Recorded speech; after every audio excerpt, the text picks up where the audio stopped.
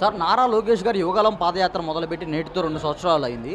పాదయాత్ర మొదలుపెట్టిన తర్వాత టీడీపీ పార్టీలో కానీ రాష్ట్ర రాజకీయాల్లో కానీ మీరు గమనించిన మార్పులేంటి? పాదయాత్రకు ముందు తెలుగుదేశం అంతా నిర్లిప్తగా ఎవరికి వాళ్ళ కార్యకర్తలు వైసీపీ వాళ్ళు పెట్టిన కేసులు దెబ్బకి భయపడి ఈ రోడ్డు కడాకంచలైపోయి తెలుగుదేశం పార్టీ నిర్వీర్యమైన పరిస్థితులు కల్పించినటువంటి జగన్మోహన్ రెడ్డికి నేనున్నాను ఈ తెలుగుదేశం పార్టీ దిక్చూచిలాగా నారా లోకేష్ బాబు గారు పాదయాత్ర పెట్టి ప్రజాదరణతో చేసిబట్టి తెలుగుదేశం పార్టీ ఒక నేను ఉన్నాను అనే ఒక సంకేతాన్ని ఈరోజేదో మాట్లాడుతున్నారు కానీ ఆ రోజే ఇచ్చాడు లోకేష్ బాబు గారు.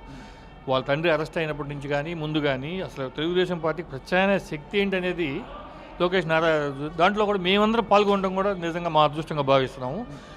ఈ ఎట్టి పరిస్థితుల్లో కూడా ఈ తెలుగుదేశం పార్టీకి అనేది ఎటువంటి ఇబ్బంది లేదు.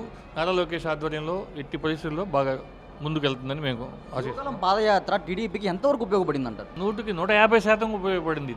దీనికి ముందు యువగళానికి ముందు యువగళం తర్వాత తెలుగుదేశం పార్టీ ఈ రెండు వేరియేషన్ గమనించుకోండి.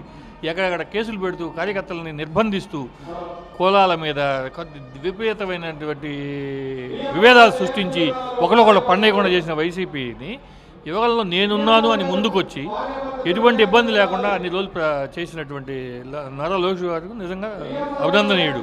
యువగలం సమయంలో నారా లోకేష్ గారు సృష్టించిన రెడ్ బుక్ ఏదైతే ఉందో రెడ్ బుక్లో ఉన్న పేర్లు అవన్నీ రెడ్ బుక్ అమలవుతుంది కానీ ఇప్పుడున్న పథకాలు అమలవట్లేదని చెప్పి వైసీపీ వాళ్ళు అంటున్నారు.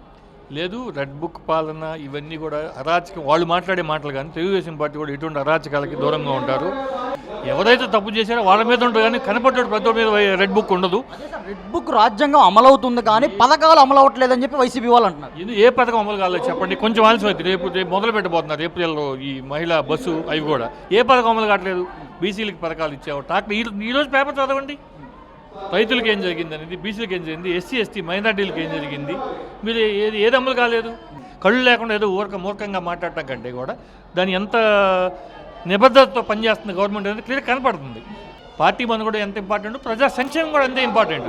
ఈ రెండును బ్యాలెన్స్ చేసుకుంటూ కొంతమంది ఏదో తెలుగుదేశం కార్యకర్తలు కూడా కొంత నిరుత్సాహానికి గురై ఉన్నారు. కానీ రెడ్ బుక్ అంటే మనం ఎదుటి ప్రతీకారం దీక్ష ఒకటే మన సమస్య కాదు. మన పరిపాలనతో పాటు వాళ్ళ అది ఉంటుంది.